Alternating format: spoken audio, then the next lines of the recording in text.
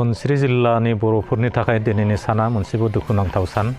धनस्री जिल्ला बर' थुनलाइ आफादनि बारग' आफादगिरि सासे फोरोंगिरि दुर्गाचरण बर' बिथाङा दिनै रुंसारि जायो आरो बिथांनि रुंसारि जानायाव जोंहा सासे समाजखौ मोजां मोनग्रा समाजनि खामानि मावग्रा सासे सुबुंखौ जों खोमानो नांबाय। बेयो मोनसे जोंनि थाखाय सुफुंखौ हायै खहा। 1981 मायथाइयाव बिथाङा बनगाव एमइ स्कुलनि सासे हिन्दी फोरोंगिरि हिसाबै बिथाङा साख्रियाव हाबजेनदोंमोन आरो बिथाङा थांनाय 2016 मायथाइयाव बिथाङा आजिरा मोनबाय। आजिरा मोननायनिफ्राय दिनै बिथांनि बैसोआ बिथांनि जोनोम जानाय माबा मथेब्ला बिथाङा 67 बैसोआव बिथाङा रुंसारि जाबाय आरो बिथाङा धनस्री जिल्ला बर' थुनलाइ आफादनि 2006 मायथाइनिफ्राय 2010 मायथाइसिम आफादगिरि हिसाबै खामानि मावदोंमोन।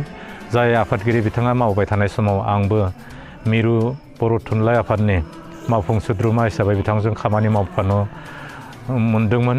आरो मोनसेबो खोथा जे बिथाङा जों मिन्थिनायाव बिथाङा बर' थियाटार जगतनि मोनसे थियाटाराव बिथाङा प्रमटार हिसाबैबो खामानि मावदोंमोन होननानै जों मिथिनो मोन्दों।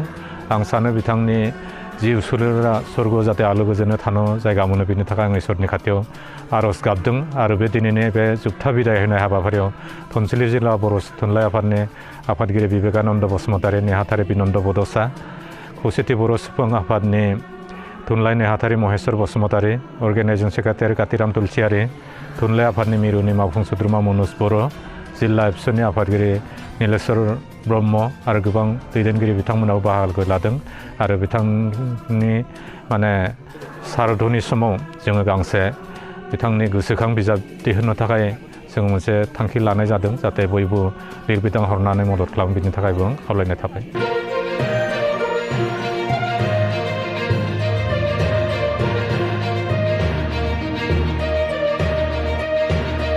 আজি 18 ডিচেম্বৰ 2021 চনৰ আজি দিনৰ 12:50 বজাত দেউতা আমাৰ মাজৰ পৰা চিৰকালৰ বাবে নাইকিয়া হয়। তেখেত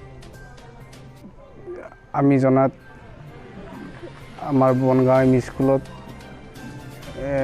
তেখেত হিন্দী শিক্ষক হিচাপে কাৰ্য কৰিছিল আৰু ঠিক তেনেধৰণে তেখেত আমাৰ ধনস্ৰী বড়ো সাহিত্য সভাৰ তেখেত প্ৰাক্তন সভাপতি আছিল।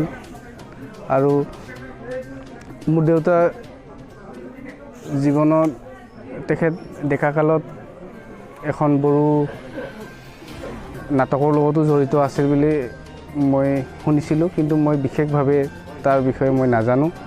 আৰু দেউতা আজি প্ৰায় বেমাৰ হোৱা 3 বছৰ মানে হ'ল।